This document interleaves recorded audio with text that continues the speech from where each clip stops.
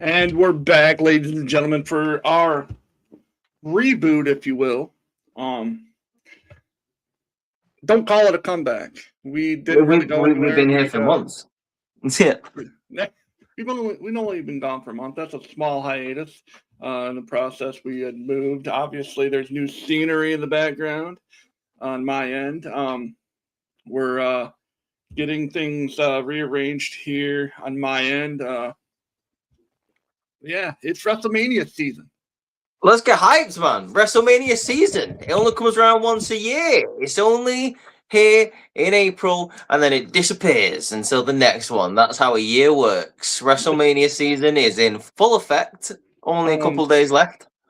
I really wish that I could have been as excited about a month and a half ago when it was supposed to be exciting. You know what I mean?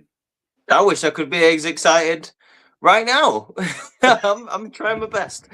God, WrestleMania is really, really making me work for it this year, dude. In terms of excitement, in terms of preparation and build, wow. Yeah, WrestleMania is it's been a trying game to get excited for these matches this year. I'll tell you that. Now, what's up, Malik? Wrestling, a fan of, or not just a fan, but a friend of ours. Hell yeah. In the house. What's up, Malik? Hope all is well. Before we get into the nitty gritty of picking our the matches here, what do you contribute? What do you think, in your opinion? Remember, fellas, everyone that watches this is all opinions. This isn't facts. This is just how we see it. What do you think is the reason why WWE has kind of fallen face first on this WrestleMania?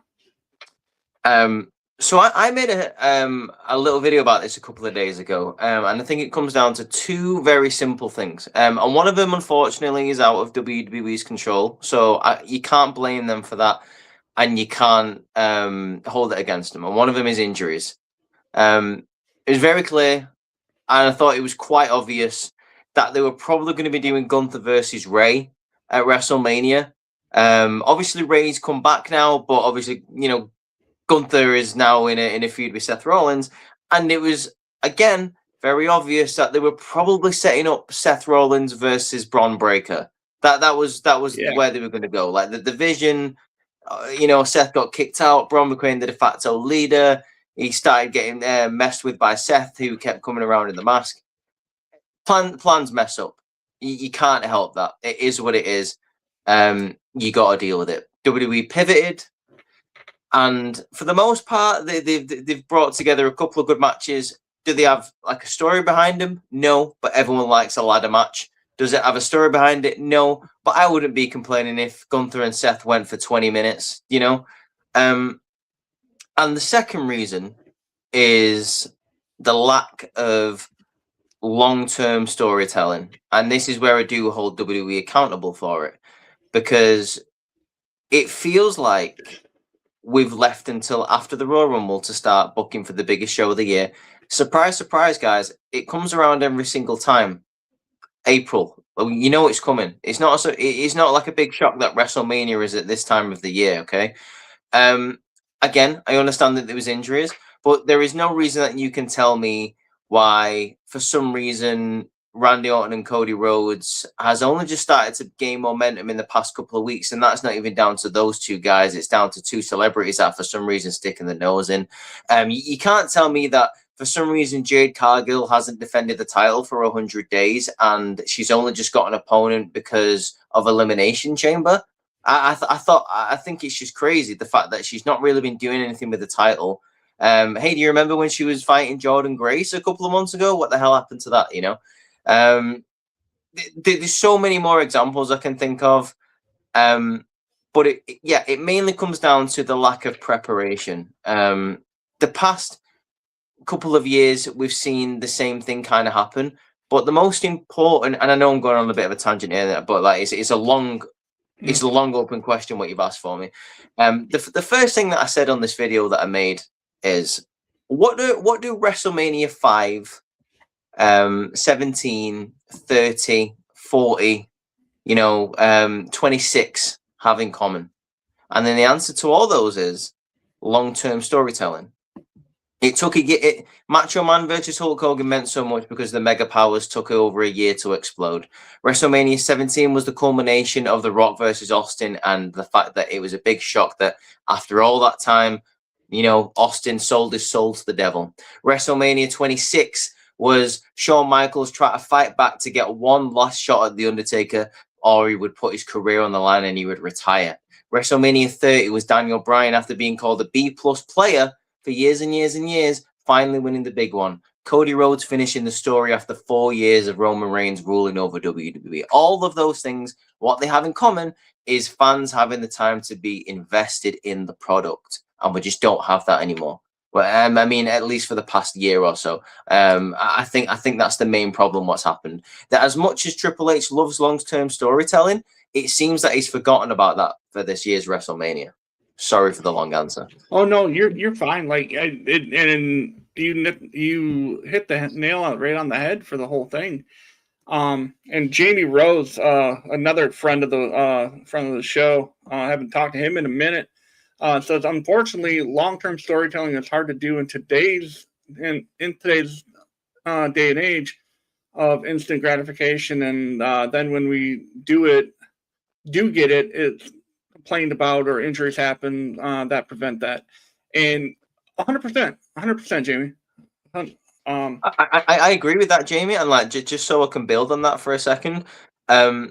It's a perfect example if you don't know what you've got until it's gone. Everyone started to complain about the Roman Reigns thing in the last year of the championship.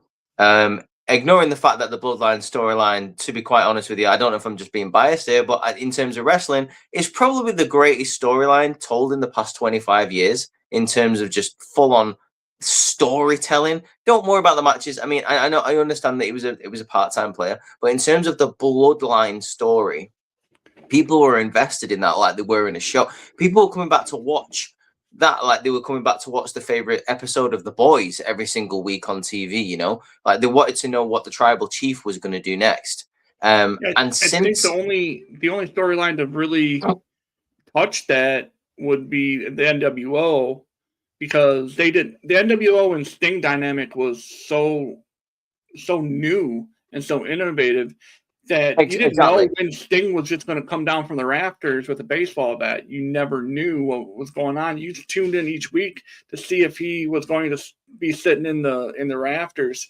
You tuned in each week to see who Hogan was going to spray paint. You didn't know what NWO was going to do.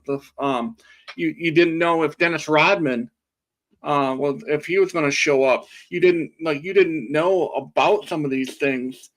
And that's what it was. The NWO storyline was the unknown.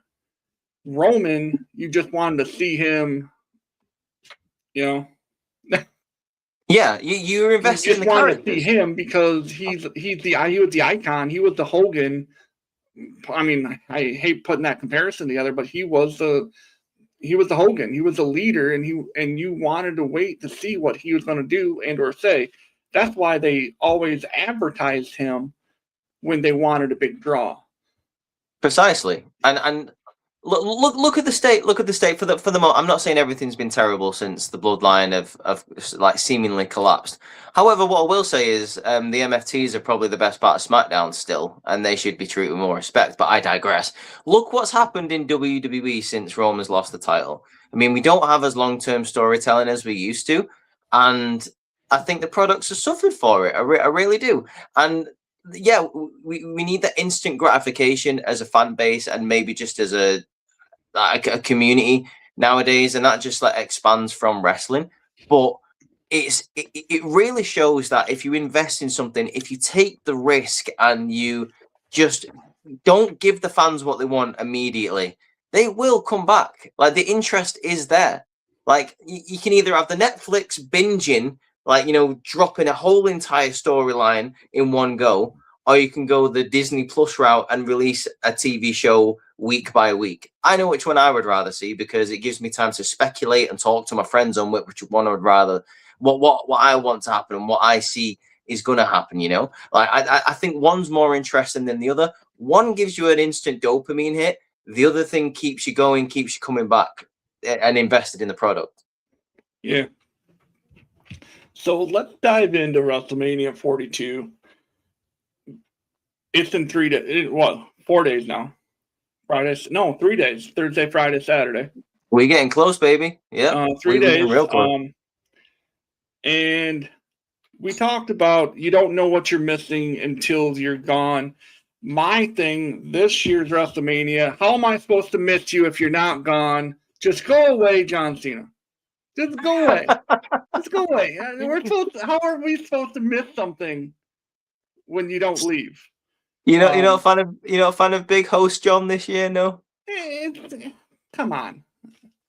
I see what you mean. All that's doing, and again, I'm not knocking John. He is one of the greatest of all time, greatest of his generation. There's no denying it, and I'm not going to sit here and try to argue with anybody about it. My thing with John is he was brought in. I'm sure he was happy, or just happier than a clam and shit, to be sitting at home watching. But all it was like in WrestleMania 9. Again, you're going to hear me say this quite a bit. I'm comparing this year's WrestleMania to 9 because there's a lot of similarities. Ticket sales way down. What do? They say, okay, we didn't have Hogan. Come on, we got to bring in Hogan, and he's going to help boost sales. What they do for this one, they brought in the Hogan of his generation. They brought in John Cena and said, all right, go sell tickets. Yep. And yeah, you're right. How are we supposed to miss you when you're not gone? And I understand that he's not wrestling. I get it, but he's still there. He's supposed to be retired. He's supposed to be gone. Yeah, and that only happened like two months ago. Yeah, you've been gone for what, 3 months? Yeah. So I understand what you're saying there. Yeah, like you say, it's very obvious that he's probably going to have a couple of scenes with Danhausen. Yes. And it's going to be funny, and he's probably going to give someone an AA, or he's going to get cursed. I don't know. I think that it's going to be. No. I think Danhausen is going to be like, I can see you, or it's going to be one of those things where they're going to do some sort of green screen effect, and Danhausen's going to be just walking through the backstage area and see a hat floating where, like the whole John Cena, you can't see me. It's going to be something goofy like that because, of course, Danhausen's goofy. And before we go any further, ladies and gentlemen, this is one of the rare situations where Rhys and I are on completely opposite different sides of the fence. I love Danhausen. I think he's hilarious, and he's one of the best things in the business today because he's entertaining. Rhys, on the other hand, does not. He wishes he could go away and never come back to the WWE. Yeah. Like, do you know, when he pretends to disappear at the end of his promos? I wish that was permanent. Yeah. Now, I wish he'd here's the fire thing, himself like, out of one of them cannons. now I'm gonna if we ever would have him on the show, I would have to leave and let him say you are cursed to you because I can't have that bad juju on me. But I feel like I'm already cursed though, Matt. Like, you know, I have to watch him every week, so I feel like I've been cursed since he arrived. So, you know, I don't know what worse you could do to me. You know? Well, Danhausen, I'm a big Danhausen guy. I've always loved Danhausen. He's from my home state. He's from Michigan. It's just Oh, here we go. like Hometown boy. he's a hometown. He's homegrown. But he's just entertaining. He's this generation's Santino Marella. How dare you, sir? How dare you? But so one more question before we jump in to the card itself.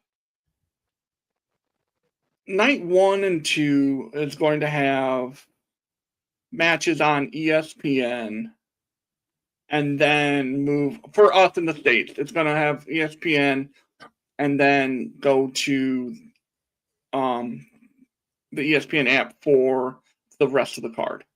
Yeah.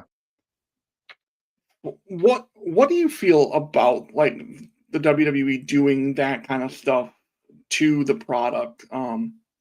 Do you think it makes the first 2 matches less important? Do you like what's your thoughts on that?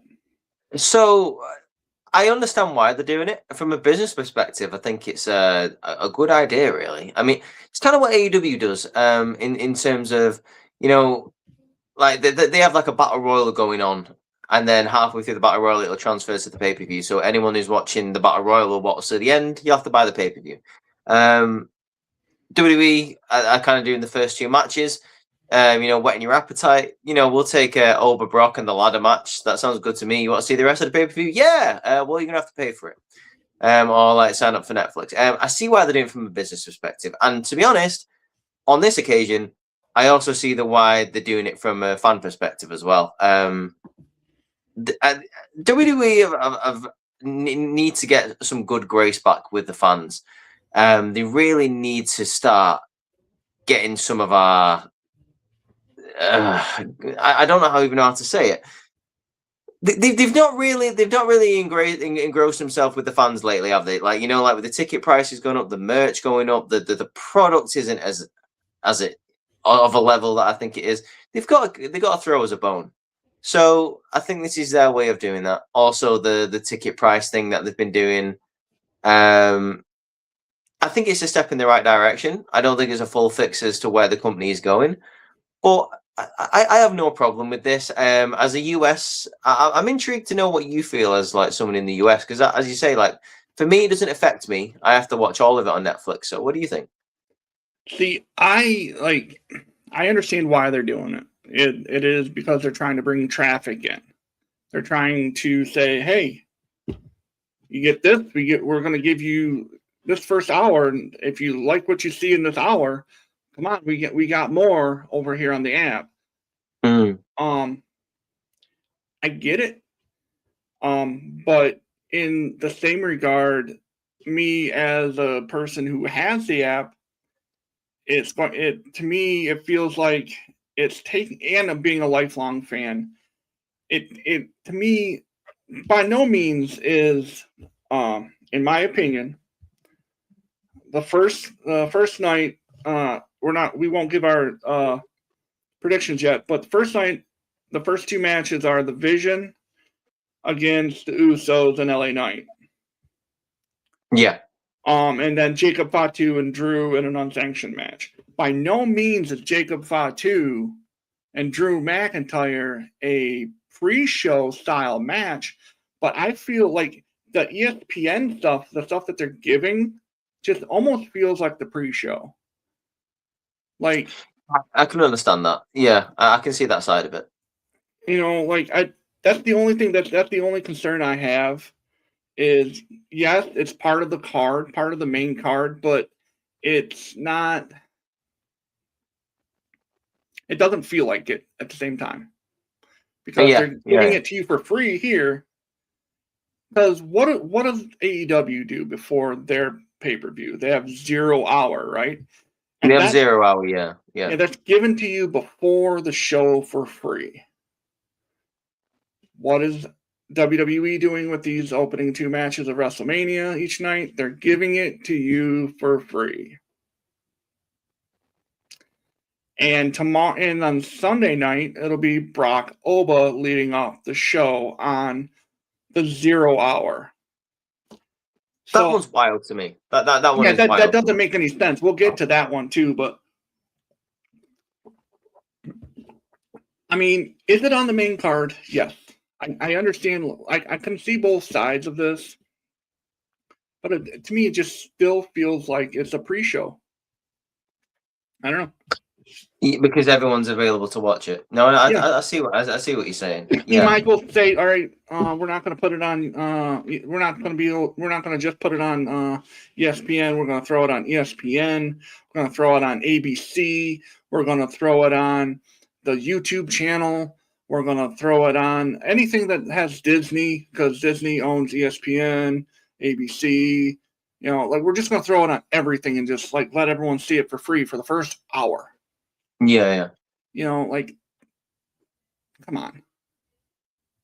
And I think if it was any other year, I don't think WWE would have done this.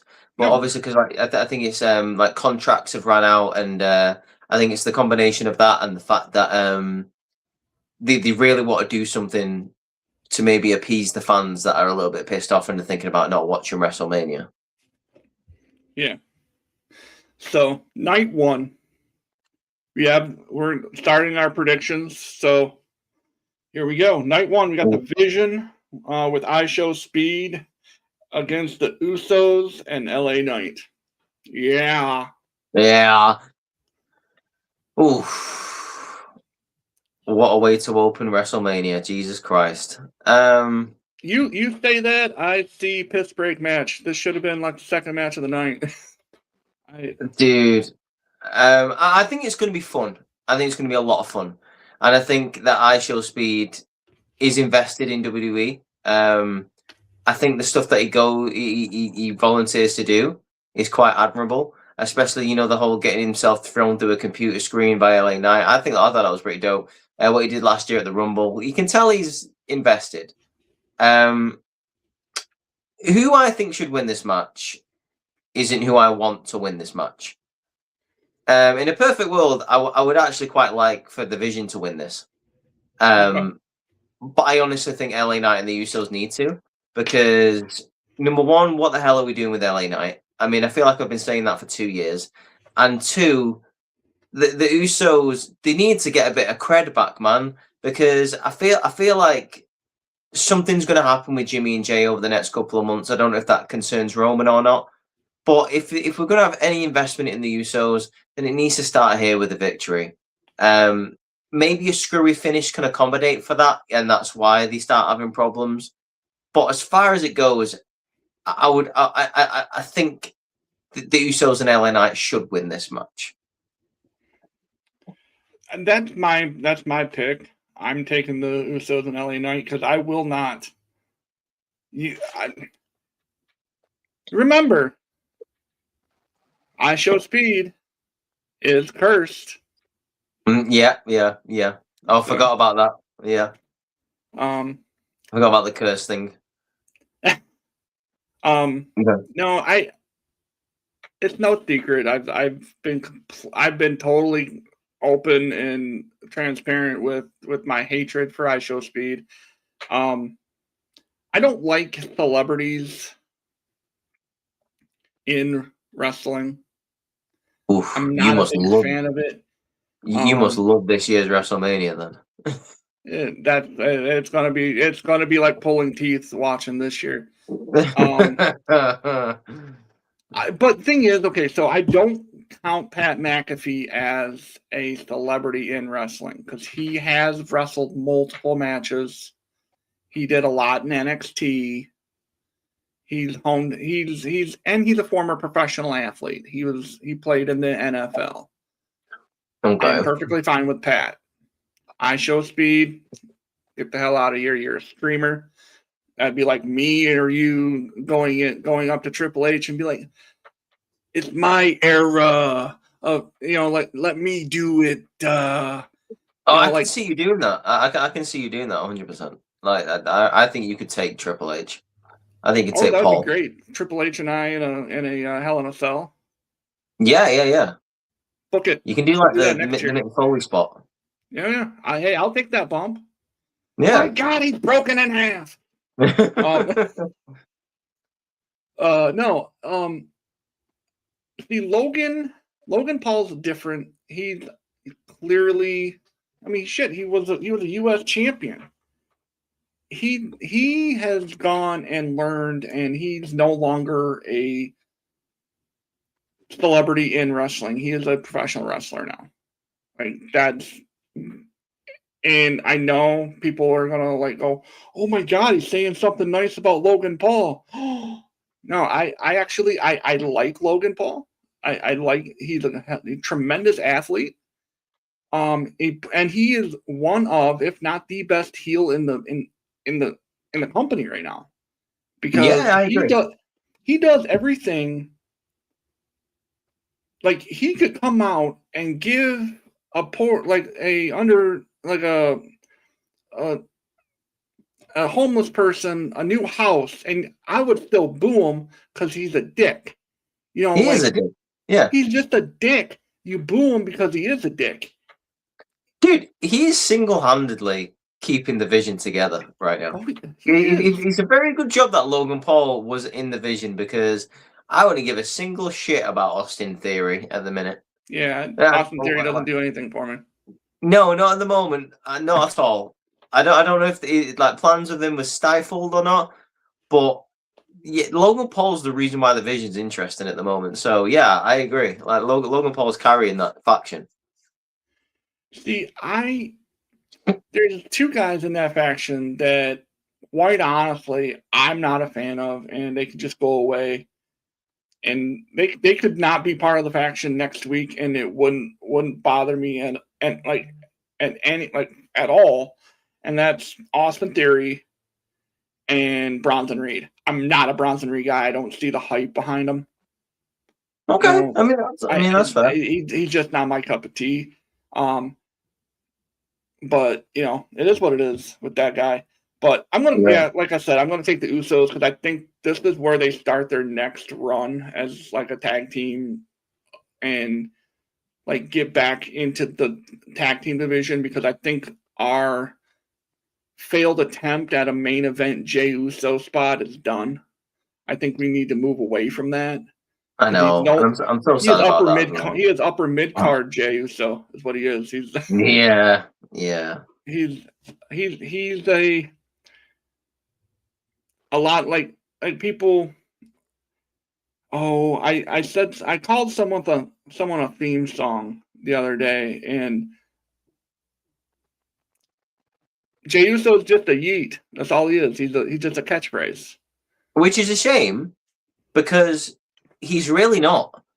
But that's what they've made him into. Because when he was in the Bloodline, he was like one of the most interesting parts of the Bloodline. Like his emotional journey, becoming, he was the first person indoctrinated into the Bloodline, all the way to the end where he finally stood up for himself. Like that's one of the best arcs in wrestling, in the modern era. But now they've just turned him into the Yeet guy. So hopefully with this little more badass thing that they try to do with him now, we go a little bit back to that. Yeah, I would love to let him and Jay go back to that. I don't like using the word thug, but going back to the Uso Penitentiary. Yes. Shit. See, that was my favorite variation of the Usos. I love the Uso Penitentiary. Yeah. That whole gimmick, they were just tough, just badass dudes. And unfortunately, I don't think we're going to see that again. It's a shame. It is a shame. The next one up is arguably probably the match. I'm looking at the rest of this match, rest of night one, And Jacob Fatu, Drew McIntyre, I honestly think this might be able to steal the show. Yeah, especially with the fact that it's in an unsanctioned street fight type of vibe. Like you want anyone on the roster in an unsanctioned street fight vibe? You want those two. Yeah. I'm gonna let you pick first. Who do you think's gonna win? Now, they both deserve to win. They really do. Drew, I'm going to sound a little bit like our friend Cody. Everyone knows who Cody Cornett is. I'm going to sound just a little bit like that. You know, he's got the inside track on things. He's a smart guy. He's a smart mark. I'm going to pick based on that. I'm going to go Fatu wins because from what I understand, Drew McIntyre is going back to the UK to film Highlander, like the new Highlander film. Right, okay. So to have him lose and then just go away for a while to film Highlander, I think that'd be the best option. So I'm picking Fatu based on that, and it's also I want to see Jacob win because over the last since Jacob Fatu has kind of burst on the scene when he won the U.S. title, he's been like, I look at him, I'm like, all right, this dude's a bad mother. Like, I can get behind this dude. Like, the Samoan werewolf is one badass dude. So yeah, my pick's Jacob Fatu on that one. I totally forgot about the Highlander thing. I was going to pick Fatu anyway. I think it makes more sense to the product that Fatu wins. Well, pretty much exactly what you said. I think we've not seen the best of Jacob yet.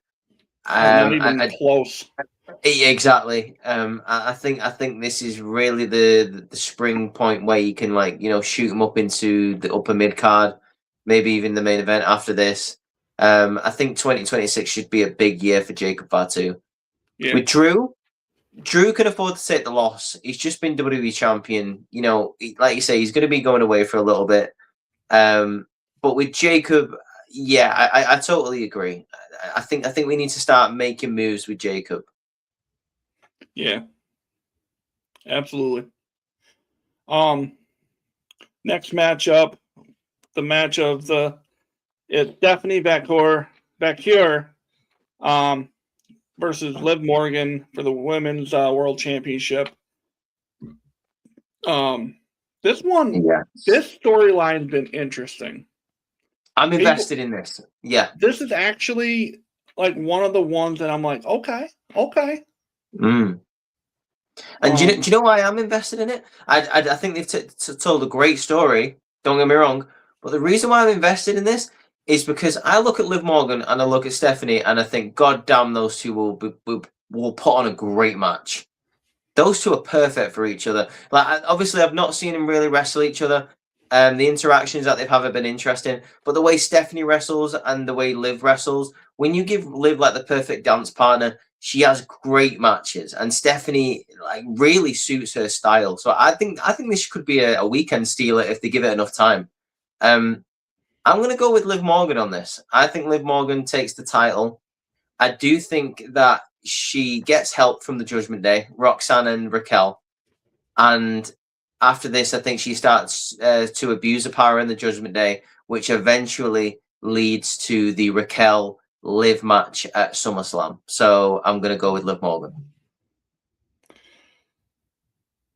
Now, it's going to sound like we're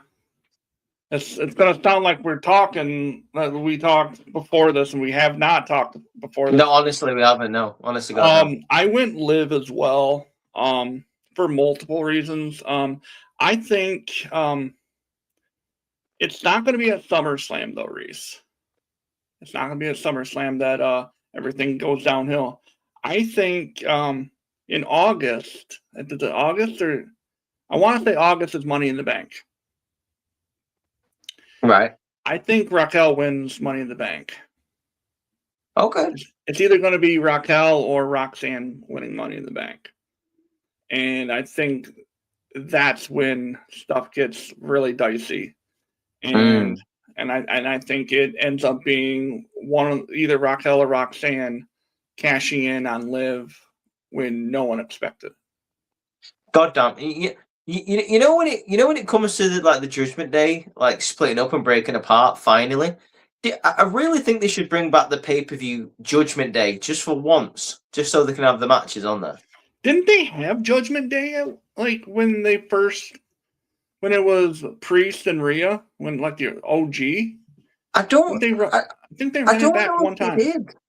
I don't know if they did. I feel like the answer is no, but like correct me if I'm wrong on that. Anyone who's in the comments or like listening, like I don't think they did, but maybe. But I feel like 100% they should bring back Judgment Day for like Raquel and Liv to have like a big match. I mean, come on, yeah. It's right there. So we both had Liv for kind of the same reason. Yeah. And I think Stephanie's had the title for quite a while now, right? It's like she has. She's had it. Is it since Evolution? Yeah, since last midsummer. So she's had it. Oh wait, no. Or was it Wrestle? It was after Naomi vacated the championship. That's when she got the championship. Just after that, so she's had it for a long time. I don't know what she does after this. It might have been WrestlePalooza, yeah. I don't know what she does after this, but she'll be fine. Stephanie has been fantastic ever since she came to WWE. Just give her the IC title or something, dude. I'd love Stephanie to have the IC title. Like, have her beat Becky or AJ for it. That'd be great. What good matches we'll have there as well. Yes, please. Yeah. Lather me in that. Stephanie's just one of those women who can... We like to say can wrestle a mop and make the mop look like a 5-star classic in the Tokyo Dome, right? Mm. Stephanie's one of those women for the women's division. Like, it's just... Like, she's just that damn good. Like, she's very good at pivoting. She's good at pivoting as well. Yeah. Like I said, like she's a world champion now, but I could also buy her as like a mid-card champion, and she would lose none of her momentum. Like, you know what I mean? She could go straight back up or straight back down. Like she'd be absolutely fine either way. And she could be a hell of a heel but she's a great face too. Like, yeah. So we just mentioned AJ or Becky. That is the number 4 match that they have listed here for the women's IC championship. As a Punk fan, obviously I'm an AJ Lee fan as well. This match has fallen flat for me. And I love AJ Lee. Yeah. They haven't done anything with this. And they've given him like 2 segments like on the build, right? Like, I feel like they've given him nothing with this. Yeah, and that's sad too, because AJ, I don't know if it's just because AJ Lee is on a different travel schedule. Like, she doesn't, I don't know why that they're not building this more, or maybe it's even because we've already seen these 2 women face off. This will be their 3rd time. Well, and that should make it more perfect. I mean, like we were saying this before, Matt, at the very start of the show, you asked me what's going on with WrestleMania this year, and I said there's no long-term storytelling. You've got one right here on a silver platter for you. This is being built since WrestlePalooza, all the way back in late 2025. And the one storyline you've got going on here in the women's division that has like a long history is this. And you choose to give it maybe 2 or 3 segments on the road to WrestleMania. Like, yeah, okay, maybe AJ Lee's schedule is different, but I'm not being funny. Surely she likes to travel with a husband. A husband's there every single week. They don't have kids, so maybe negotiate a contract where AJ Lee shows up a little bit more. Or if it's a case with Becky Lynch, I don't know. Figure it out. Figure it out. This could be like a great storyline headed into WrestleMania, but they haven't done anything with it. Yeah, I think AJ Lee, like, I think this, I mean, obviously this is her last go around. I'm pretty sure. I think this is just her last calendar year. I think then she'll be done. But with that being said, I think Becky goes over. I think Okay. she get and I hate saying that because I want AJ to win. So if I end up saying Becky's gonna win and AJ comes out, I'm not gonna be upset. But I think that Becky is more of a long term person in the company. Um, I think this is, how last year I had said that Cena, his going away present was winning his 17th. Yeah. I think this is AJ Lee's going away gift. One last Interesting. WrestleMania as a champion. Okay, that's an interesting take. I like that. I'm gonna agree with you, but for a different reason. I mean, I think Becky should go over as well, but I think looking at who the champions are on the roster, I think it makes sense for AJ to go on to have a feud with Liv while she's still in the Judgment Day. So she Crazy can have versus that help. crazy. Yeah, that, and also the fact that Liv is like a chicken shit heel, she needs the help to beat AJ. I think those two could have good chemistry together. You could even maybe have a tag team match, AJ and Punk versus Dom and Liv. That'd be That cool. would be fun. That would be fun. Yeah, it would be. I think it's all there for AJ to move up to the main event with Becky. She doesn't need the world title right now, and it also wouldn't make sense her fighting Liv. So I think that AJ should go over and maybe have a bit of a rivalry with Liv for a couple of months. So Okay. Becky's winning the championship. I mean, even you could also potentially have AJ Lee not necessarily lose the title. You could still have AJ lose the match, but retain the title. It's the whole. You could still have some, as I like to refer to it as fuckery. You could have some fuckery going on. You could, yeah. Um, Do you know what? And I wouldn't mind that, but at the same time, I really think Becky Lynch elevated that IC title to a really cool level last year. And I also think it's some of the best work she's ever done in her career, maybe even rivaling the stuff that she did when she was the man. So I wouldn't mind another go around with Becky Lynch as the IC champ. what if it's and again I say this with what if the fuckery ends up being I'm drawing a blank on her name now, the referee. Jessica Carr? Yes, what if it's Jessica Carr ends up not necessarily screwing Becky, but screwing AJ this time? Oh, that'd be pretty cool. What, like Jessica Carr maybe becoming like a bit of a Nick Patrick referee? Yeah. Like in the pocket of Becky. I'd like that. That'd be an interesting little we don't get the heel referee story told enough in wrestling, I don't think. Yeah, no, we don't. No. We had it with Nick Patrick. I think we had it with was it Brad Maddox?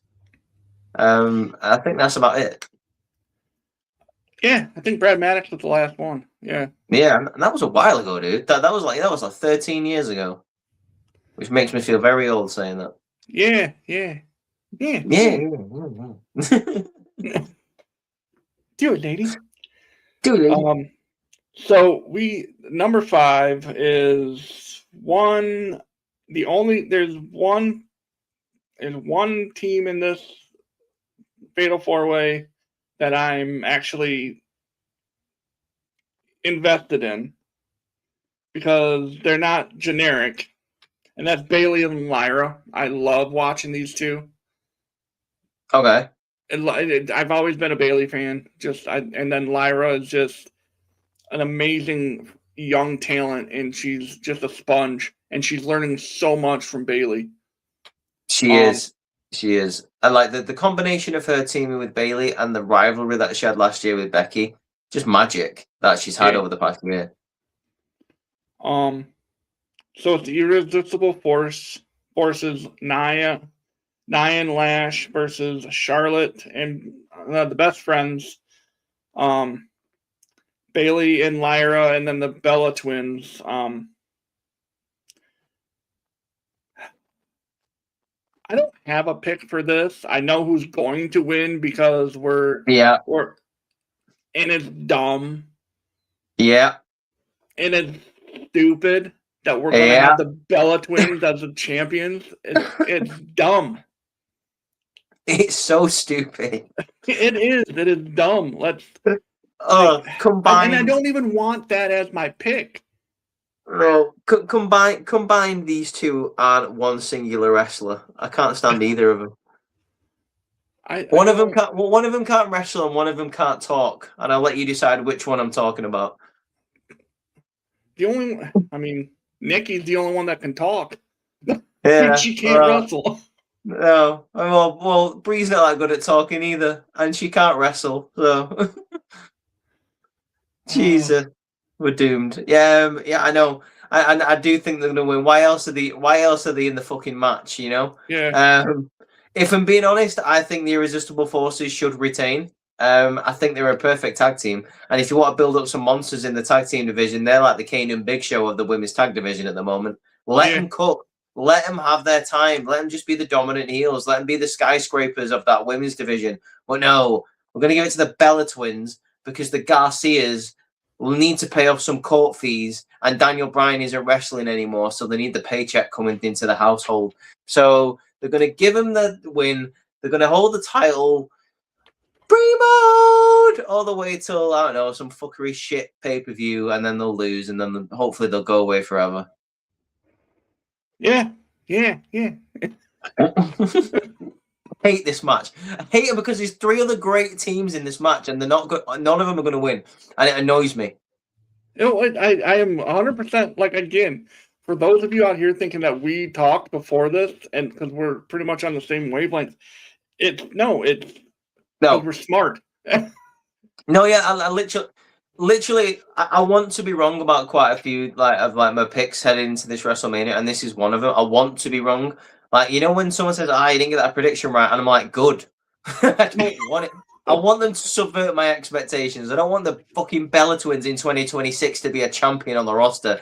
But that's what I think is going to happen because they love marketing, they love celebrities. And like it or not, the Bella twins are celebrities outside of the company. And that's what they love these days.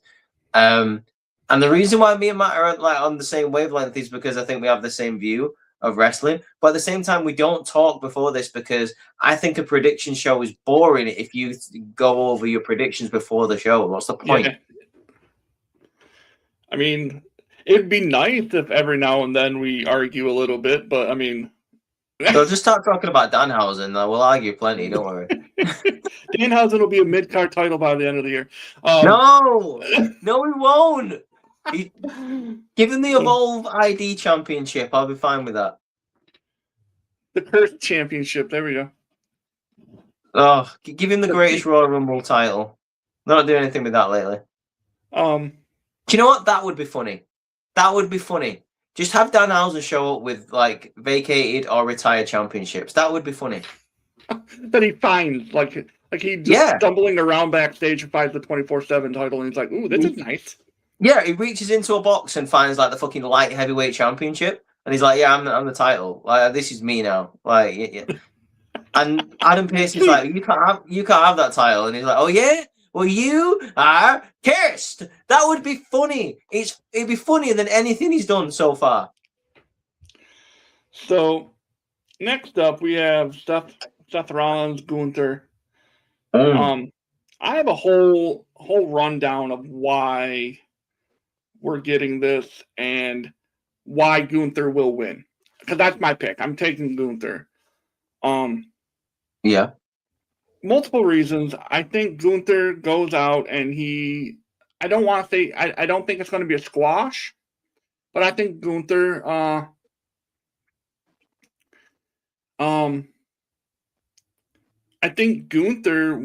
is going to dog walk him a little bit. I think Gunther is going to beat the dog shit out of Seth Rollins. And because I think he's going to do it as a favor to Paul Heyman. Mm-hmm. I think right now, Gunther's thinking, okay, this is my ticket.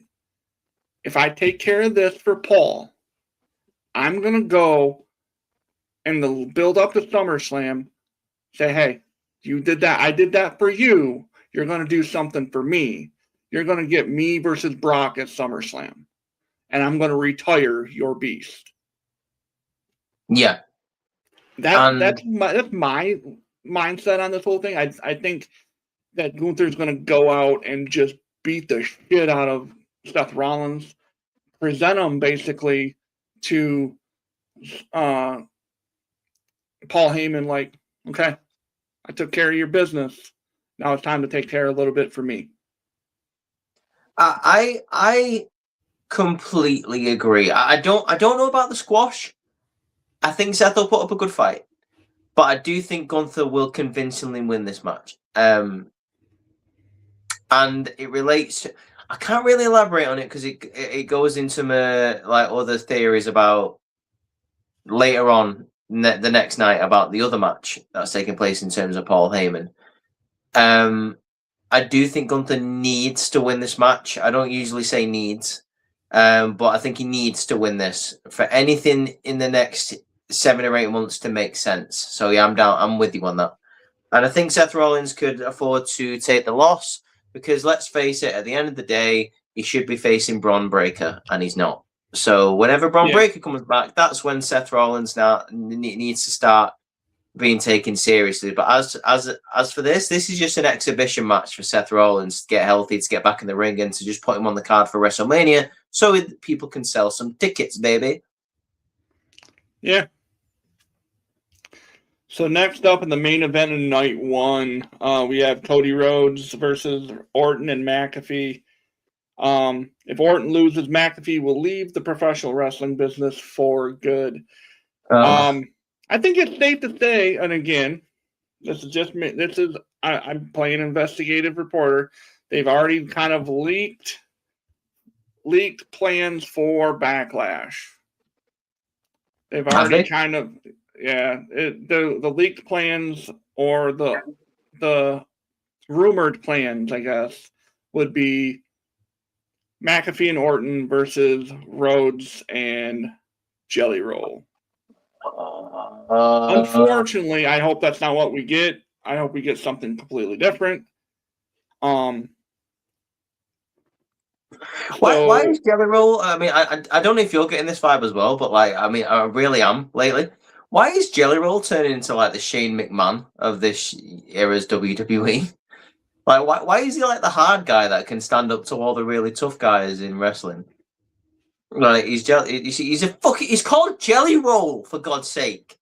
Why is he standing up to Randy Orton and Pat McAfee? And not that I'm saying Pat McAfee's a tough guy, but he's had matches, you know. Like, I don't get it. I don't understand Jelly Roll's like whole, no pun intended, role in this storyline. I don't get it. Now, Matt actually, Matt the Duelist, just that Pat McAfee on one of his podcasts said if Randy loses, Randy will leave the WWE. No, he won't. Again, like, I think we're in the time of giving. I think you're going to be happy with this. I think Randy Orton wins. Just because I think you got to let him give him his flowers. We don't know how much time he's got left. Also, I think Pat McAfee as a mouthpiece is brilliant. I think you give Pat McAfee a live microphone, he's going to make magic. And we don't really know a lot about him as far as a heel. Like, people are going to boo him. Like, how is he going to react to the boos? Like, how is he going to react to being the heel? Because he's never really played that role. He's always been the fan favorite. He's always heard cheers when his music let's go. Like when people hear that, they cheer. Now when they hear it, they boo. Like what's going to be the dynamic there? That's going to be interesting going forward. So But I'm going to pick Randy. And I'm with you on that, and I actually agree with what you've just said about Pat McAfee. But here's my problem with Pat. I'm not even going to hate on his mic skill or anything. I think he cut a fantastic promo on SmackDown last week. I thought it was very good. I mean, I was annoyed that he was there and that he's a part of this storyline right now. But there's no denying that I was sat there thinking, fair play, Pat. Go out. You have got that crowd in the palm of your hand. You are very good at what you do in terms of you're cutting a promo. Fantastic. It just doesn't need to be now, and I'll explain myself. Cody Rhodes and Randy Orton have 20 years of heat and storytelling. We don't need Pat McAfee here. Like we don't. Legacy tells its own story. As wrestling fans, we know the relationship between Randy Orton and Cody Rhodes. I don't need to go into that to tell you. I don't think it should have been Pat McAfee on the phone. If it had to be Pat McAfee, then I don't think it should have been anyone. And if they wanted to go down that road, I have no problem with Pat McAfee coming in and telling a story after WrestleMania. Even if you want to do a screwy finish where maybe Pat helps Randy win, and it's like a kind of Razor Ramon, like, you know who I am, but you don't know why I'm here. And then he comes out and pretty much starts the story of what he was saying a couple of weeks ago, the night on SmackDown after WrestleMania. That just take what he's doing now, the block of what he's doing now, and just put it on the other side of Mania. I don't mind this story that they're trying to tell.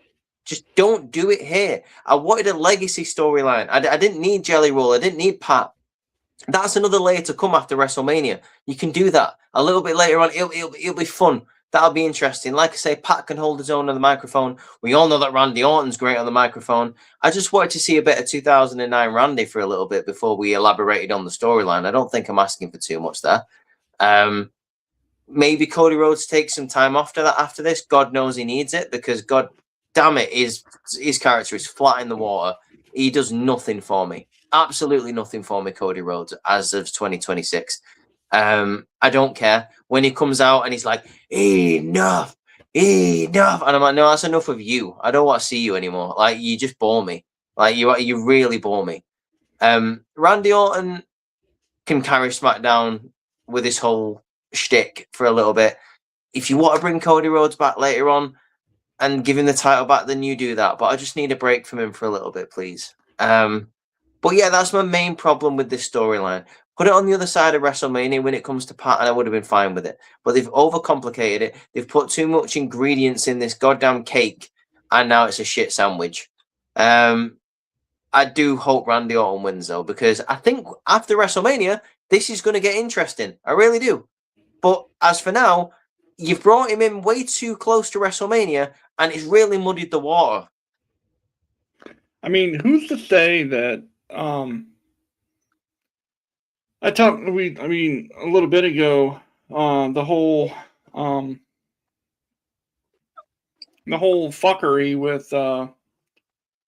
with the referee and everything. What happens if we see, I guess, a double turn, if you will? If you see Cody Rhodes turn heel and we get that, like, he completely changes everything up. What if he taps into that? But hear me out. This is another thing. Again, I don't think we're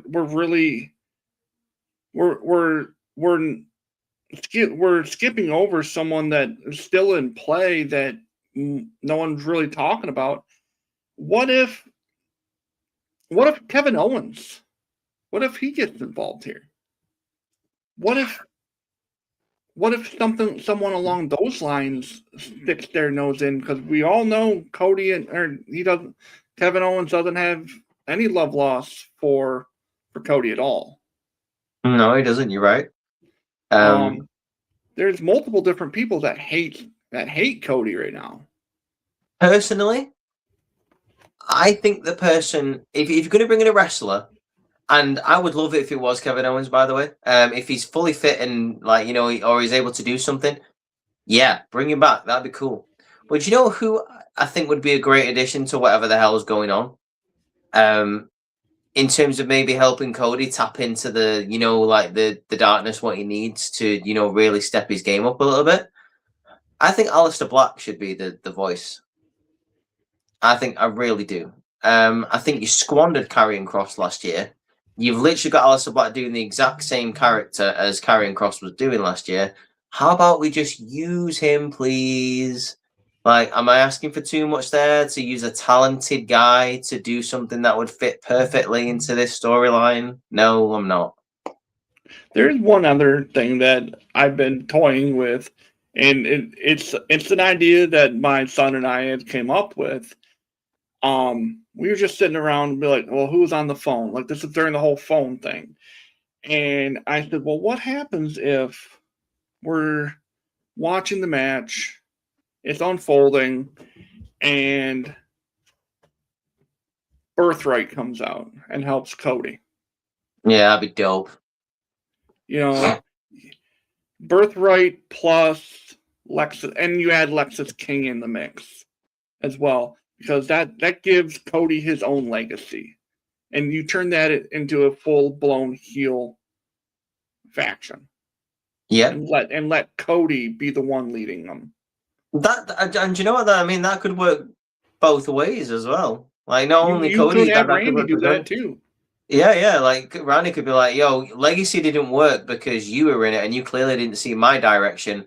I see these guys, a whole new generation of wrestlers that could sit under my learning tree and be, you know, be better than you ever was." So, it could work for both guys. I would love to see Birthright come out and just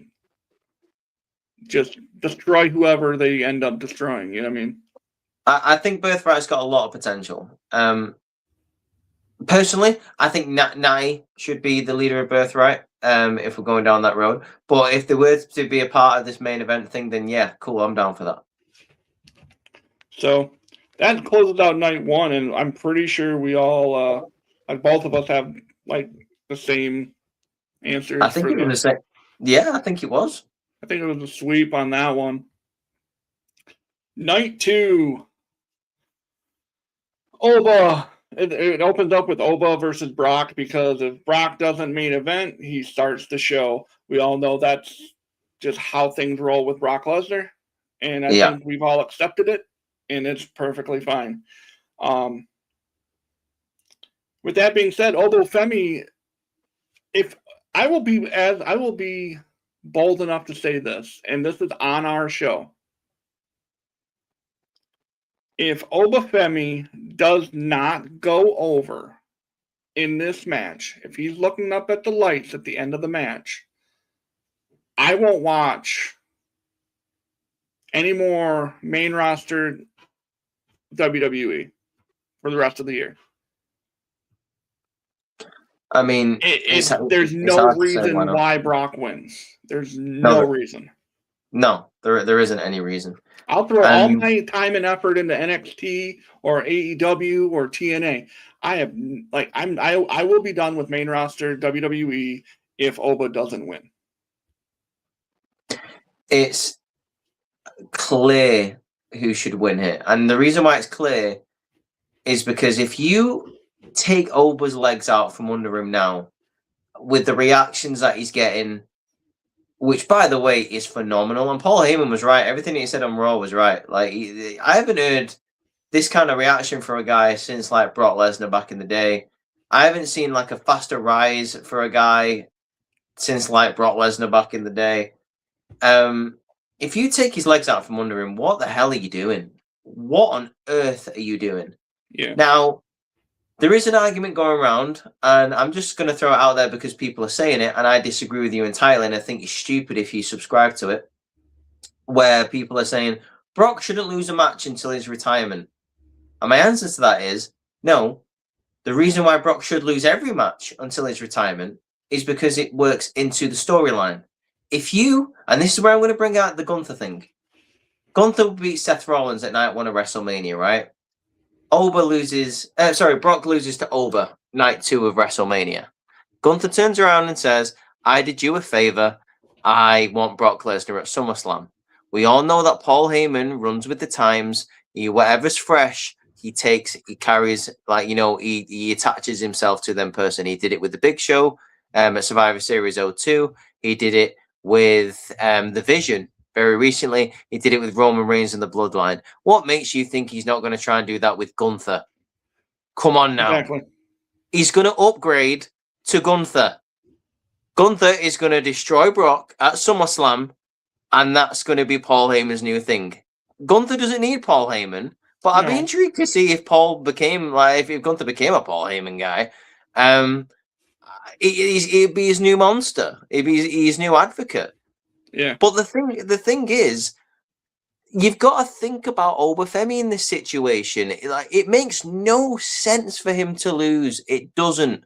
It really doesn't. No. And it makes no sense for Brock to win. At the end of the day, who's going to be there on Raw the next night? It's going to be Obafemi. It's not going to be Brock. Yeah. So, Obafemi has to win. Obafemi needs to win. Obafemi should win. Yeah. Obafemi for the win for me as well. I mean, it's like, again, we didn't talk, ladies and gentlemen, we did not talk before this.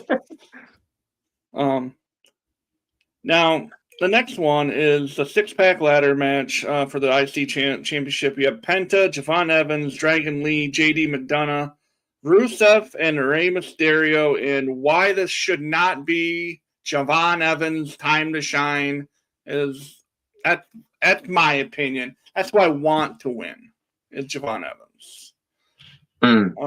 I think this would be the perfect time to do it. He, like Oba, is a fan favorite. The pops that he gets when he comes out is insane. He went blows with fucking Gunther in the King of the Ring tournament. He almost beat Gunther in the King of the Ring tournament. Yep. I love Javon Evans. I think Javon Evans and right now Sean is sitting, if he's watching this, sitting over there. You're fucking wrong. You're wrong. You're wrong. You're wrong. No, it's time. I think Javon Evans is the future of the business. I think Javon Evans is amazing, and he's insanely talented, insanely athletic, and I think he deserves a title shot. And I think that he's talented enough to be a good Intercontinental Champion. So my pick for this one is Javon Evans. It's a good pick. I understand why you would say that. I'm very tempted to pick him myself. But for the sake of the integrity of this podcast, I feel like I should go for someone else at this point. Here's a question for you, and this has been playing on my mind when I've been thinking about this match. Do you think it's too early for Penta to lose the title? Because I do a little bit. Yes and no. I think he's been doing great things with that championship. I think the only other guy that would be perfect with it is Dragon Lee. I think if Dragon Lee had a title run, because he's again one of those guys like Javon Evans. He's super talented and just hasn't been given an opportunity. Oh, dude, that match that he had with Penta a couple of weeks ago on Raw was magic. It was beautiful. Penta, again, he's one of those guys who can wrestle a mop, and it could be a 5-star match if it was in the Tokyo Dome. Yeah. Kind of thing. It's either Penta or Javon Evans. I think the moment, because every WrestleMania always has that WrestleMania moment. The boyhood dream comes true for Shawn Michaels and that kind of thing. The irresistible force meets the immovable object. Hogan, Andre. You had Hogan, Warrior. You had Mega Powers explode with Hogan and Macho. What a woman and what a man. Yes. I knew you were going to say that. But no, I think Javon Evans is the WrestleMania moment this year. I think it gives it every WrestleMania has that, like Sami Zayn finally breaking through and beating Gunther to make him a legitimate person and not a freaking underdog anymore. Yes. So, do you know what? I agree with what you're saying, but because I'm enjoying so much what Penta's doing as the champion, I'm going to go for a rare retention in a ladder match here. I'm going to say Penta retains the IC title. Okay. And I wouldn't hate it. I really wouldn't. I think Penta, if I'm being honest, I wouldn't even hate if Penta became like a world champion this year. I am so on the Penta train. I think he's great. I really do. I think they span his wheels all last year. They didn't really know what to do with him because he had plans for other people at the time. But like, I just think he's great, and he's just earned himself a spot on the roster, which is so hard for a masked man to do, especially when Ray is still in that company. What if we see, and then again, I'm just playing devil's advocate here. What if we see Penta and Punk for the world title towards the end of the year? I'd love it. Sign me the fuck up. Okay. So that's our first non-agreement of the weekend. The third match of the night is Jade Cargill versus Rhea Ripley. What are they doing with Jade Cargill? I actually don't know. I was literally about to ask you the exact same thing. Have WWE just lost faith in this woman or something? Because she 100 days or something that she hasn't defended the title or some stupid shit like that. Like I don't understand like what's going on with her. Like they've given her this faction that's come out of nowhere and doesn't really make any sense. I don't know. I don't really. I mean, I'm not a Jade Cargill fan, to be honest. I'm really not. She looks like $1 million, but she can't. She looks like $1 million, but can't. I mean, okay. I've said this multiple times. It looks like $1 million, and then the bell rings. Yeah.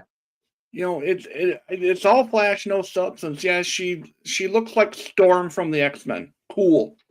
She's like the Tom McGee of the women's division. That is a deep cut right there, Freddie. I don't know. She just, to me, like, when she came over and she looked like $1 million, like I said before, I was like, okay, you had that big Goldberg-esque run in AEW. What are you going to do here? There's been no improvement. There's been absolutely no improvement. Nothing. They paired her with Bianca in the tag team division. She didn't improve. They took her away from Bianca, had those matches with Tiffany. Whatever. Like there's been literally nothing in 2 years. I don't see any improvement in Jade Cargill, and I don't know if it's because she's not putting in the work, or she just is like she's reached a ceiling. I don't know. All I know is I just don't want her to be champion anymore. I would much rather right now I would much rather see, as weird as it sounds, I would much rather see Chelsea Green as our WWE Women's Champion than Jade Cargill. I'd much rather see Tiffany Stratton have the strap back. You know, I'd much rather see Tiffany Stratton versus Rhea for the Women's Championship than Jade versus Rhea. And the way I look at it as well, if Rhea wins this championship, there's so much more better opponents for Rhea on SmackDown at the moment. Yeah. I mean, even one of Jade's lackeys, I'd love to see Rhea versus Meechim. I'd love to see Rhea versus Tiffany. I'd love to see Rhea versus Chelsea Green. Like you say, I'd love to see Rhea versus Jordan Grace. Oh, that'd be give me any of those matches. Rhea versus Julie. Sign me up. Take my money. Yeah. Like it just makes more sense for her to have the championship. I don't know what we can do with Jade. I don't. She doesn't need the championship. Just like let her be an attraction or something. Let her be like the Omos of the women's division or some shit. Oh I don't God. know. Oh, she's You gonna know what I fade mean? into. She's gonna fade into oblivion. We're never gonna see her again. Yeah, well, good. But I'm gonna pick Rhea just simply just because I'm not a fan of Jade and I don't want to see her with the title anymore. I just don't. Yeah, I'm gonna take Rhea as well. I mean, for pretty much the same reasons. We're back on track. This one, I think we're gonna agree to disagree. I don't know. Like, I don't want to pick either of these people in the next match. Okay. We have the United States Championship match. We have Sami Zayn, the champion, against Trick Willie, and his lemon pepper steppers. Yeah. I fucking hate that. Oh, you don't like his lemon pepper steppers? Let's go. Oh my god, the most generic looking wrestler on the roster. Stop it. You stop it right now. You are not allowed to say that about Trick Willie. Okay. To me, this is the guy right here. He is nothing but a theme song. He is whoop that trick, and that's all. Talking about his promos are fantastic. His promos are great. Because he was a hype man. He was a hype man for Carmelo Hayes, who would wrestle circles around that guy. I think Carmelo. Hang on. To be fair, let's be honest. Those two don't have good chemistry together whatsoever. Like they just don't. They've had good matches with other people, but them two don't have great chemistry together, which is weird. They're in a, for lack of better words, they're in a dick measuring contest when they're out there. I mean, but like you can say that about a lot of people. Like some people who you think would have great chemistry just don't. Like, in my opinion, I don't think the Hardys have good chemistry when they wrestle each other. I don't think Kane and the Undertaker have good chemistry when they wrestle each other. There's some people, Jimmy and Jay. I'd love to see him have a couple more matches just to redeem himself. And Mania 40. God, that was bad. I'd like to see him have a couple more matches just to see if I'm wrong and like see if they can redeem themselves. But as for now, that they didn't have any chemistry. Carmelo Hayes and Trick Williams have had like 2 or 3 matches and all of them were shite. Here's my thing with Trick. He's a professional wrestler. Everyone else changes their gear like for pay-per-views, for whatever. And this guy, he still shows up with his all white gear and for the freaking turf tape. Like you're not playing football, kid. You're in the wrestling business. You look like a goof. He's got to keep his lemon pepper steppers clean. Oh my god. Would you stop? God, like oh my god. He's the best dressed guy. Someone needs to put him through the barber shop window. That's what I'd like to see. He's the best dressed guy since Noriega. God, I mean, he just again. But I hate Sami Zayn. I hate both of these guys. I'll make it easier for you. I'm picking Trick Williams, so you can have Sami Zayn. Be completely honest with you, I'll pick Trick Willie to win. Like I'll pick him to win. No. I'm having Trick Williams. You can have Sami Zayn, good sir. I want neither. I want it to be a no contest. Oh no! It would be a beautiful time for Omos to come back and beat the brakes off of both of them. I mean, to be honest with you, I think what they should have done is have 2 ladder matches. They should have had the IC title ladder match on night 1 and have this as a ladder match on night 2. Because there's a bunch of people in that SmackDown mid-card at the moment that have a good gripe to take that US title. You've got Carmelo Hayes, you've got Sami Zayn, you've got Trick, you've got Ilya Dragunov. You've got a bunch of people. I'd rather see Ilja with the... I'd rather see Ilja at the US title. To be honest with you. I'd rather see Mello. I don't know why they ever took the title off him in the first place. Stupid. Well, on to match 5, the semi-main, we have a Dominic Mysterio versus Demon Finn Balor. The Demon has returned. Thank God. I am looking forward to this match a lot. I am muchly looking forward to this. Is that a word? Yes. I don't care. Yes. Yes. Who have you got for this match, my friend?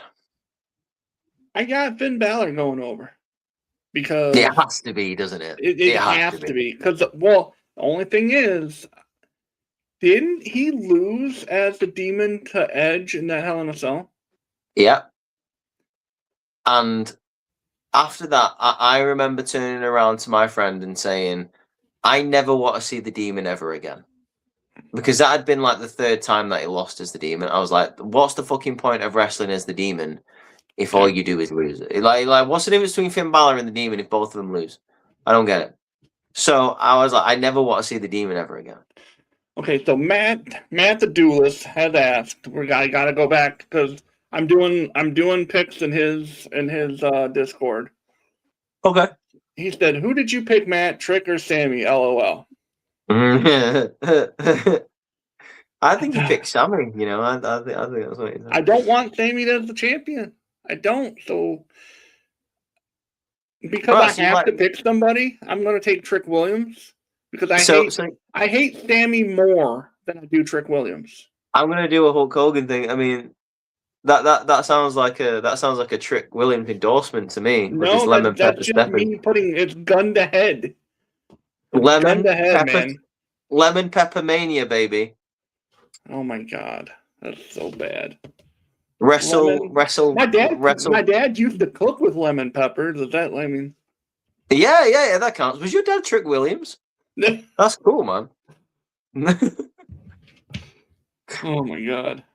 See, my dad, and this is a call out to just kind of a tribute to my dad was a huge wrestling fan. Big Stone Cold Steve Austin guy. He loves Stone Cold. What? My dad, I can guarantee, would say, "My God, what is that guy wearing?" When he would come out in like that fur coat of his. I'm sure that's the first thing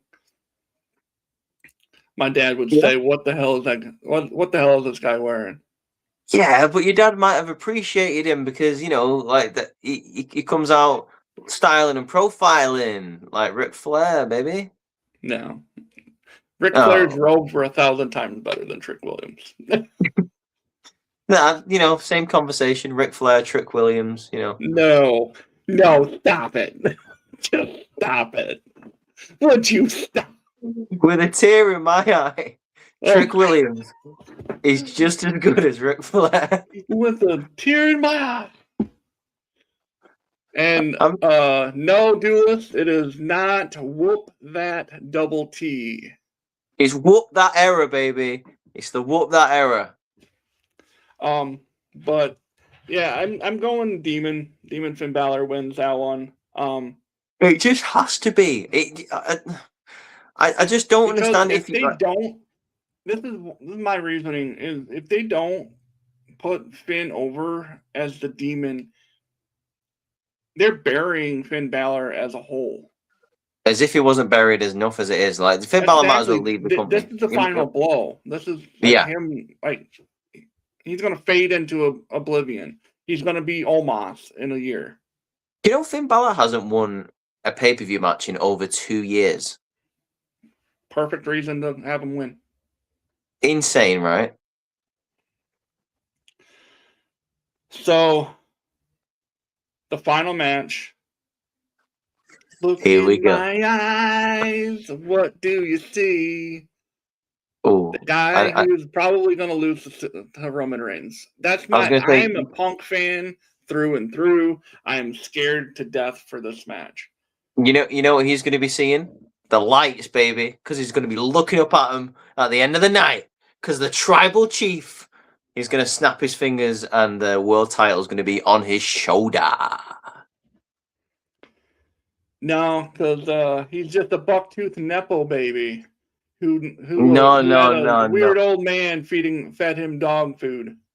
We don't need that hillbilly, dog loving Philly Phil as our world champion anymore, baby. We need the tribal chief. We need to bring WWE back to what it once was.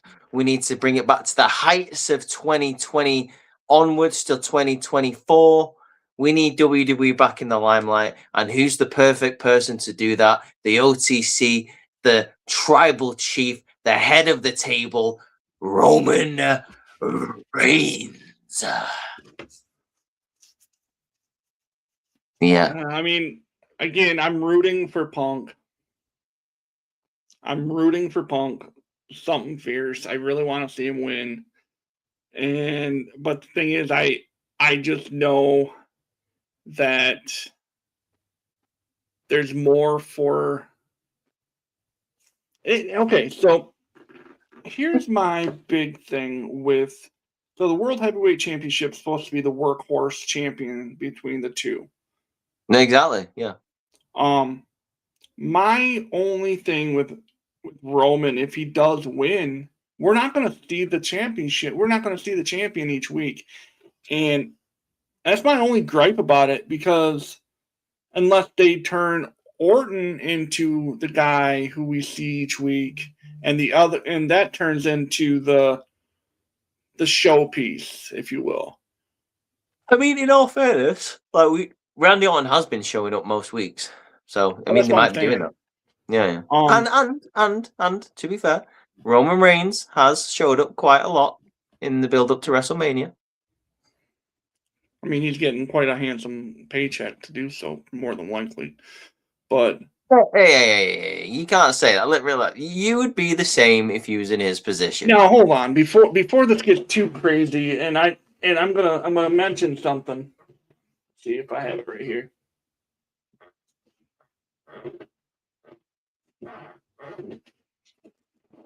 Oh, I didn't wear it this week. Oh no, it's right here. I do have this. I do have a Bloodline T-shirt. Yeah.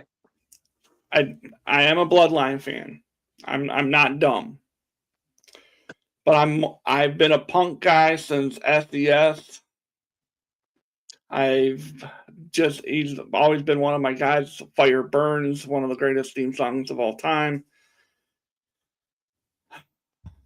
But that being said, and it pains me, it kills a little bit of part of me inside. I think I want who I want to win and who's going to win are two different things. Okay. And I hope I'm wrong by saying that. I hope my guy who I want to win wins. I want CM Punk, but Roman Reigns is going to win. Yeah, I mean, I want Roman Reigns to win, and I think he is going to win. I mean, it's. I'm not stupid when it comes to this stuff. I like my Roman Reigns how I like how Americans like their presidents. Like 4 more years, baby. 4 more years. Please no. Please no. Give him that title. 4 more years. That's what we need. World title run until 2030. No, he's gonna have his title run till SummerSlam when Oba beats him for it. I agree. I will be fine with that. I think that's great. I truly believe like that. That's the only reason I'm taking Roman, is because it only makes sense for him to take it off of Punk, let Punk do what Punk does, and help elevate talent. But you can't tell me he hasn't helped elevate these younger No, yeah. He does a great job. Like, he's a great locker room guy. He is now, anyway. He's now a really good locker room guy in the right setting. Because he's in a professional setting and not over in the indies on AEW. Yeah. But I truly think that with him losing the title, he can like Brock Lesnar, for example. Brock doesn't need to win; he'll survive without it. 100%. Punk doesn't need to win at Mania. No, and he'll just be happy that he's in the main event. Dude. Exactly, the actual main event this year, like the last match of the weekend. Yeah, and he'll kill it, and they'll both have a great match. They'll tell some great stories in the ring, like, and it'll be great. I think this will be fantastic. This will be like this feels like a Bret Hart Diesel type match. I think it'll be. Yeah, I definitely see that. But yeah, Roman's gonna win, and I think he's gonna end up carrying that title until SummerSlam, where Oba is gonna be like, "All right, now it's my time." I'm here for it. I'm here for all of that, and all of that makes me happy. And I think Punk can go, and I mean maybe Punk goes and says, "All right, Penta, you and me now. I want the IC championship." Again, I am totally everything that you're saying right now. Take my money. I'll join Club WWE for that shit. The only way that Punk, the only person that would be perfect for Punk next, if he does retain, and it's both physically and like verbally, like as far as mic skills and promos are concerned, the only other person that Punk would be able to do anything with on the main stage would be LA Knight. I think LA Knight and Punk, great storytelling. They're both great on the mic. They're perfect promos. And I think their styles in ring would be magic together as well. But do you know what? I'd want to see that feud anyway, even without the title. Do that for me. Yeah, I wouldn't. It's something for both of them to do, like for a couple of months. I wouldn't mind seeing LA Knight and Punk go jab for jab. I mean, these are all just like ideas as a Punk fan that I was like, all right, so who's next for Punk? Like, Seth's got his stuff going with the Vision. Like, who's next? If Roman, if he beats Roman, who's next for him? And I don't see anybody. Like, I don't see anybody on that roster that has any, not necessarily any issues with Punk, but if I don't think there's anyone in his class. I think right now the two biggest draws in the business are going at it at the right time, because Punk and Roman are the top two dogs. Yeah. And yeah. And right now there's no one else on either of the rosters, in my opinion, that has that star power. Literally, the only person who I can think of is Randy, because Cody Rhodes has taken a step down, in my opinion. Jacob Fatu is on the precipice of being there. Yeah. I think that maybe, obviously, Obafemi is going to be there by the time we get to SummerSlam. But eventually, Roman Reigns is leaving.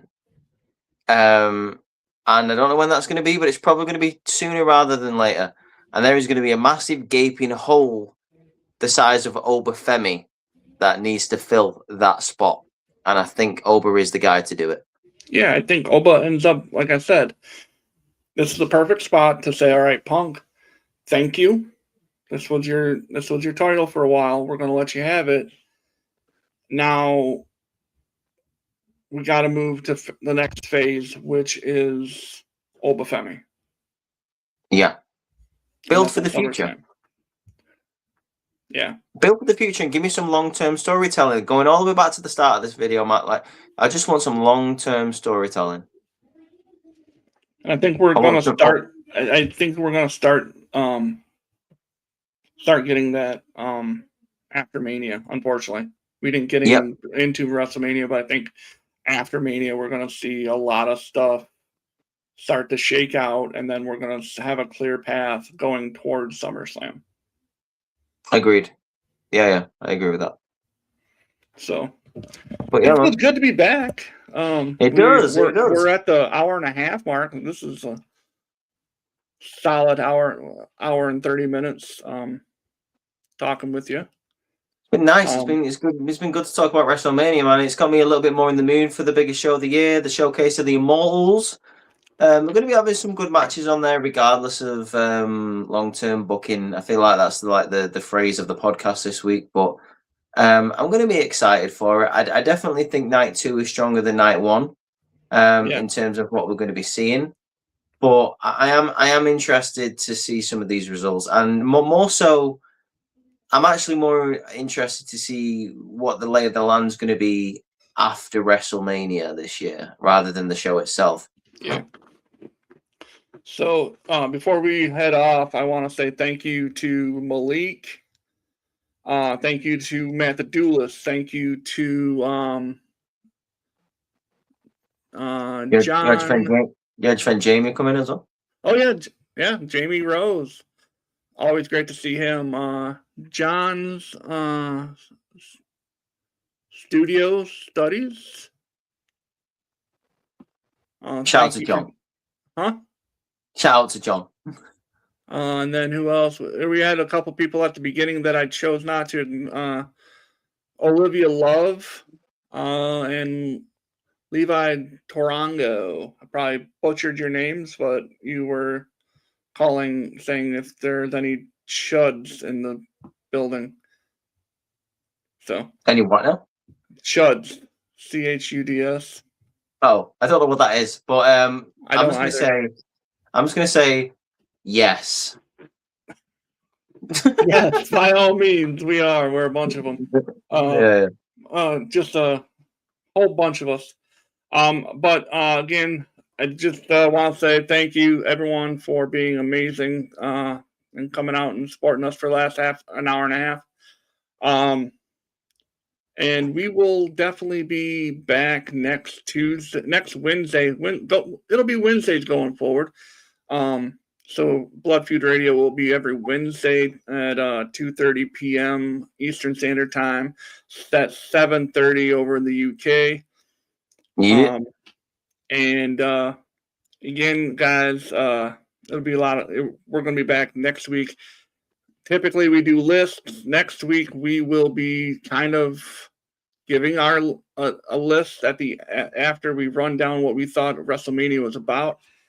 And then we'll figure out from there what list we're going to do next. But I got a couple in the vault, a couple in the chamber ready to go. But yeah, I'm looking forward to all of it, man. I'm looking forward to it, and to be honest, like I quite like doing this thoughts and predictions on pay-per-views as well. So if at any point you want to bring any of those questions up in the comments, if you want to join us for the recap of WrestleMania, make sure you be there. Make sure I want to hear what you guys have got to say. And at the end of the day, we do this because we love the graps. So like, love it or hate it, we're invested in it. So let's go. Absolutely.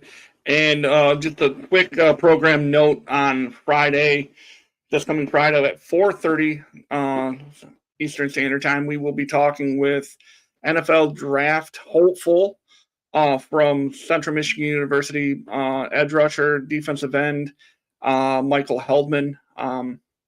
He will be on the show. He is an absolute gem of a human being and an amazing football player as well. So if you love American football, stop in 4:30 Eastern Standard Time and check us out. So until next time, fire us, you fucking mark.